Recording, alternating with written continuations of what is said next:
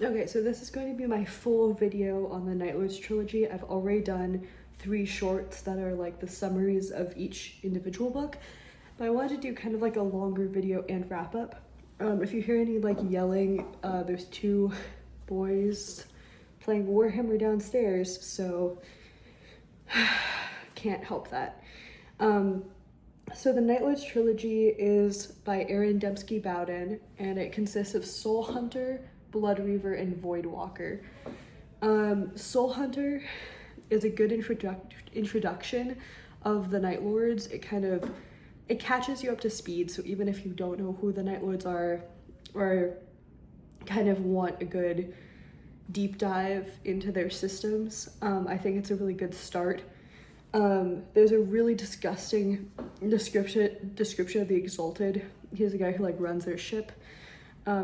There's a lot of chaos tainted ickiness. Each of the Nightlords, or most of them, are tainted by chaos, so each of them has a different chaos god that they're kind of associated with. My boy Uzas is always yelling blood for their blood god, and I'm pretty sure it's Korn. Correct me if I'm wrong. I'm not like a huge... Another one's like Slaneshi. Like there's a whole bunch of people who all have like their own god that they're associated with. That's part of like what I like about this book, is that humanizes each Nightlord. They each have their own personality, their own likes, dislikes, habits, hobbies. And by hobbies I mean like what kind of skulls they collect, or if they like flaying people or not. It's not necessarily like I knit, although it would be hilarious if one of them knitted. I feel like Syrian is like the closest to potentially having like a knitting hobby. I mean, he just seems like the most friendly. Like he's always smiling and always like, I don't know, trying to be more personable. I don't know if you can describe Nightlord as personable, but that's kind of the vibe. I feel like the switching between perspectives in the books gives you opinions of like each type of person.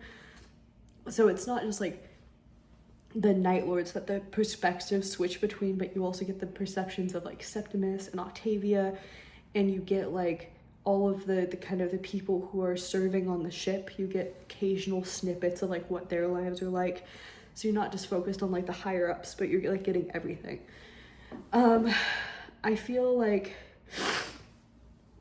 throughout the book you kind of have uncertain feelings towards the Nightlords, because like you're not sure if you like them or you dislike them, because sometimes they're like super nice, and then sometimes they're literally like unaliving people in front of you, and you're like, ugh, like how do I reconcile my sympathy for them with the fact that they're awful, you know? And that only gets worse because they kind of start talking about like the childhoods and who they are individually and who they came from, like their mothers, their life on their home planet, like that kind of thing. So that only gets worse. They kidnap a navigator. Navigators, of course, are the people with the third eye in their forehead that will kill people because it like looks into the warp, and if they look at you, you kind of get like this crazy psychic beam of like what the warp is like, or something like that. So they kidnap this navigator in order to somehow save themselves, or Talos has had this like premonition that this navigator will come in handy for the future battles. Speaking of, the idea of like war premonition is a really cool / skill curse to have, because it just like, it's weird that, I mean, he can kind of sort of like predict who's gonna kill who or who's gonna die, and it's like, it's scary, so helpful but scary, and then to see it come to pass after you predicted it and like not really being able to stop it or trying to stop it and failing, like all that's like so freaky.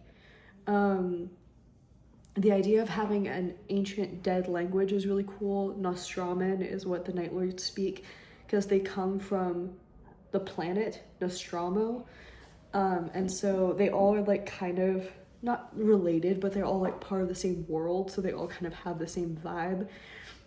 Some of them are like adopted into it, so they're not from Nostromo, but like the majority of them are. And so everyone on the ship kind of has to learn how to speak Nostraman. one of the things that all the Nightlords do is they like pilfer from people who die. So if you find like a cool sword that you really want, you take the sword. If you find a part of armor and your armor's kind of broken, you're like, I'll have that. Love that about them. Also, they're like running low on Nightlords because so many of them have died. So it's like trying to merge the companies or like to shuffle people around so that all of them are filled, but they're like losing people. So they get smaller and smaller and smaller. Uzas is like my fave. He's always running around being crazy. But he's kind of sweet and he's losing his mind, so I feel bad for him. The Tenebrous Path is a book that is mentioned throughout the whole series. It's a book that's written by Malkarian, and it's an inserted text that's quoted throughout the book. And I love how a lot of Warhammer books reference like interior texts, and I really hope that at some point like someone writes like the full thing, because I remember, what was it, like a Phoenix on the Wing is Janet Sula's book from the Capheus Cain books. Like everyone always says that she's a horrible writer, but I think it'd be really funny for someone to like write the whole thing, because it's just like extolling the virtues of Capheus Cain like the whole time. Anyway, the Tenebrous Path is the one that's quoted in this book, and within it are quotes from other people, but primarily it's like a book about war.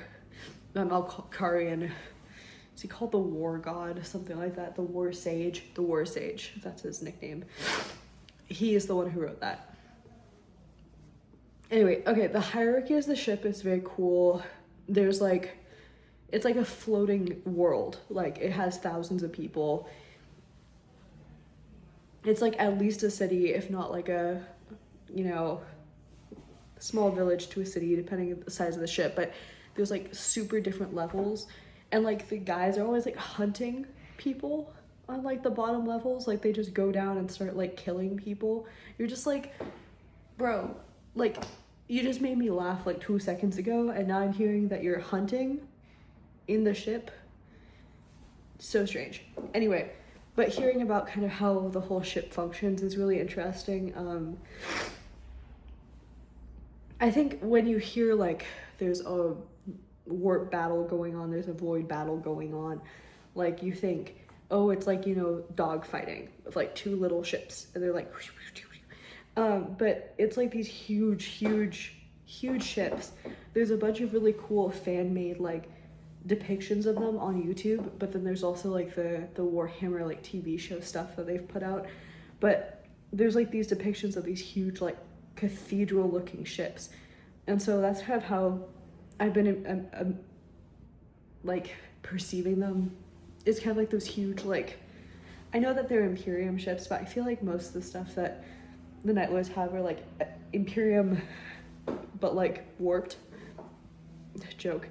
But like changed, because they all have like the Imperial Aquila on them, but it's like shattered, or like it has some sort of weird thing going through it, so it doesn't look like an Aquila, because they're very like, boo, Emperor. So then, let's see. Since like most of the people have like a god, like demon god, warp god trying to get to them, there's like a whole part of the first book that's just Talos being like petitioned by different of the ruined powers. So he's like, if you join me, I'll give you this. If you join me, you'll look cool as hell. If you join me, you're gonna have to be bloody all the time. Like that kind of thing. So he obviously doesn't give in to them, because he's like so morally upright. But I like his vibe, because he's also like super loyal to the people who work for him, like Septimus and Octavia. Like he's really, especially Septimus, he's like super loyal to them. And like in the last book you get a lot more about his relationship with Septimus, but like he really is trying to keep them alive and happy, like even if sometimes he seems a little funky, in general he's like really trying to keep them happy. The idea of prey sight is really cool. They have this feature on their helmets where I think it's like a heat sensor, but they can see in the dark. So like if they say prey sight, it turns on and they have like one of those like thermal camera type situations. But it's really cool, and sometimes like when they're hunting or like taking revenge for something, they're like prey sight. It's like super edgy. Anyway, I think it's cool. And then at the end of that book, it ends with a really iconic assassin fight. I'm trying not to give specifics because it's like, I'm not trying to spoil it, because if you haven't read it, it's totally worth it. Not gonna say who it's with, but there's a very dramatic assassin fight where there's a super flexible, super cool assassin facing off against one of the Nightlords. Oh my god, I have pine sap on my hand. But it's a really good ending to the book. I don't have as many notes on Blood Reaver because I don't know, it's kind of like, it's not like filler, but it's kind of like they're going through stuff. It starts off because they've accumulated a new person, and you don't really know that he's going to join the ship, but it's like a glance into the life of an average Warhammer civilian. I really love that they start the book off at this like station that's being attacked by the Nightlords, because you get to see the flip side where it's not like you're on the ship that's attacking, you're not on the like dramatic side of it, you're on like the oh no I'm going to die side of it, and it's really fun because you can see like the tactics that the Nightlords use to kind of like scare people, because one of their main things is scaring people, and they do a really good job of it. They do. Octavia gets an attendant because she takes over from the old navigator who dies. Yeah. And then she gets an attendant who I love. There's a lot of good drama. And that's how this book felt. It felt like kind of filler drama. It's good though. There's a really cool trader bar. Because like they land on this dock and they're not really on good terms with a lot of the people on the dock, but they go drinking. The new guy and Septimus go drinking. And to see kind of the creepiness, like the all the chaosy cult stuff, I just feel like most of the books that you read is either from like a super different thing, like planets that are being attacked by chaos, or you got Necrons, but to see like how the cults function in kind of like a, I think the best way to describe it is like Tortuga, you know, like the pirate island, like it's kind of like that. It's like a Warhammer Tortuga, where it's like this floating like station in the middle where all these chaos people go, all the cults go. Something horrible happens to Octavia's assistant. Again, I'm not going to tell you what happens, but I really miss him. His name was Hound, and I just loved him. I think he was really cute. He talked to her a lot. He really saw her as like a person. I mean, saw like figuratively, because he was blind, or blinded, but you know, I just feel like he was the best, and I'm upset by what happened to him. Essentially, to sum this book up, it's like piracy and then creating like this solid band of heretics that's going to really solidify during the third book. The third book is Voidwalker. You get to see a very angry Talos. You get to get fun facts from the Adeptus Mechanicus's perspective. I also think in this book they're called the Mechanicum. There's something about like how they're slaves in the Imperium, but they're treated really well by this heretic legion. So they have like a different name depending on whether or not they're like slaves to the Imperium or kind of more independent.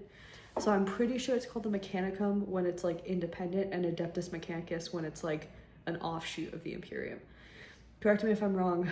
I'm not like a super Warhammer person. I'm like Warhammer adjacent, so put that in the comments if I'm wrong. There's a lot of loyalty, there's a lot of betrayal. There's actually like a really interesting Uzas like trajectory over the course of the books. I think that's why I like him so much, is he's one of the more fleshed out characters. But there's like one point where he like snaps back into reality, looks at his hands, and he's like, oh my god, why are my hands painted the traitor's red? What did I do? And everyone's like, bro, you've been like hunting people who you're not supposed to be hunting. And he's like, no. And then everyone's like, yeah. And he's like, oh. But it made me really sad because his madness from, I guess it's corn, is like a kind of dementia where like he just wakes up sometimes and like is conscious, and then most of the time is like totally shut off, not knowing like what he's doing. And most of the time he's like raging. So, you know, that's kind of interesting too. Age is an interesting topic in Warhammer. The dementia in that case is not related to age, but there's a bunch of different people in these books that are described as old. Specifically like one of the navigators that they encounter, who's like an old woman who's like very tied to the ship and she's kind of going insane. And then also the dreadnought, Malkarian is turned into a dreadnought against his will, and then keeps being resuscitated, which was another thing. Like, you know, like DNRs, like do not resuscitate. It kind of feels like because they're like machines in a way, they don't really have a say on whether or not they're resuscitated. So that whole kind of conflict with like, don't wake him up, he doesn't want to be woken up, he wants to die, he doesn't want to be a dreadnought because that's icky. And also like the descriptions of being a dreadnought are like super intense. I certainly would not want to be one. You're essentially this like a body floating in this viscous liquid piloting a huge robot. And kind of the difference between feeling like the mechanical body and feeling your physical body. It's very, what is it? Dark, grim dark. That's the word I'm looking for, because that's the word they always use to describe Warhammer. It's like the grim dark universe, and that's one of the aspects that I find very grim dark. The issues with gene seed incompatibility. So I don't know who's watching this video, if anyone's watching this video, but gene seed is like the genetic material that makes up a space marine, and it's very precious. So the Nightlords, because they don't have access to a lot of like the systems to make more space marines, they always have the doctor guy, my god, why am I blanking on the name? Not alchemist, I should know this, but anyway, the guy who's like the doctor of the group always like cuts out the gene seed and saves it so that it can be put into someone else. Oh, my cat wants to get in.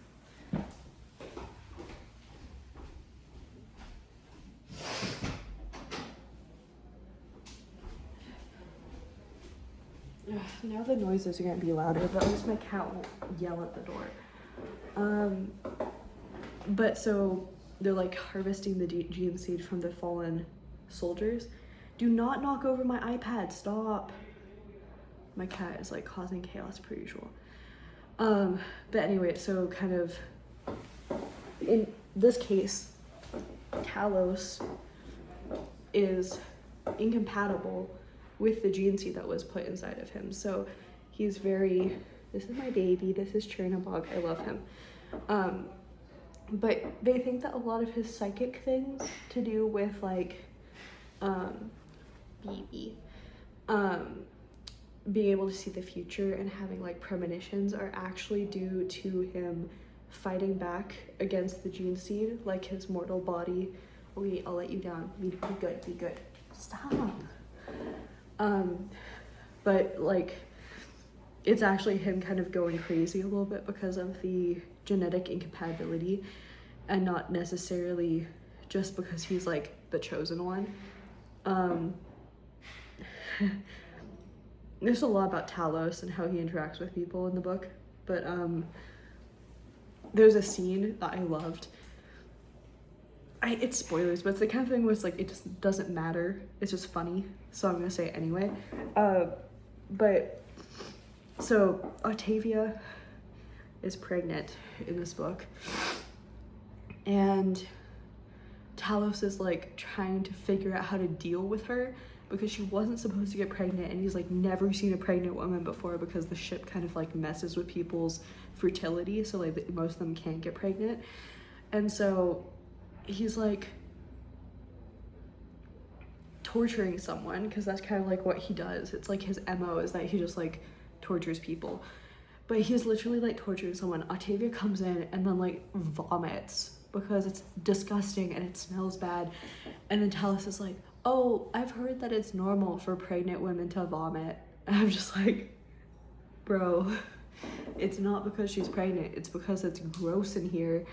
And she tries to explain that to him, and he's just like, yeah, but it's also potentially because of your pregnancy. I'm just like, you are so funny.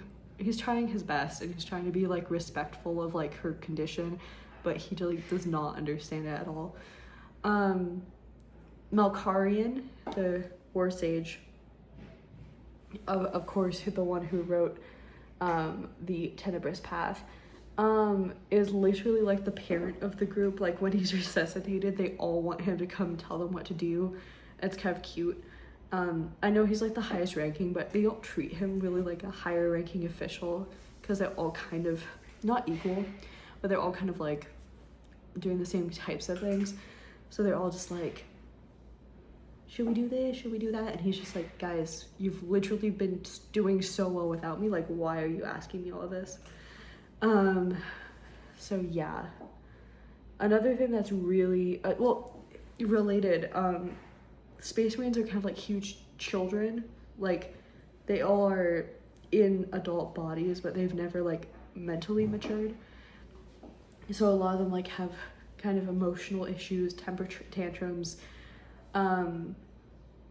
You know, it's a really interesting concept, like, because of course if you're just like put into an adult body without being allowed to mature, there's gonna be some issues that come to that. Also, all of the Nightlords are all from the Heresy, so they're all like some of the oldest Space Marines, and they all have like memories of Terra and storming the walls and like being involved in the whole conflict. So it's kind of like they're old children with like these crazy historical memories, but they're also kind of like emotionally messed up. I don't know. Anyway, those are the books. I really love the books. I think that they deal with a lot of interesting and kind of difficult at times topics. But I would highly recommend reading them. And I've gotten a lot of recommendations from other people. I know that someone recommended me to read The Horus Heresy, and I will at some point. I'm a weaver, so now that I've finished warping and I'm actually on to the weft, I have a lot more time to listen to music and listen to books. So hopefully I will read more books. But if you have recommendations for either Warhammer or other books, let me know. I'm open to any and all books, but I have a really long to read list, as you might have seen from the video that came out a while back, so when I get around to them is a completely different story. But anyway, thanks for watching if you watched, and yeah, recommend me things to read.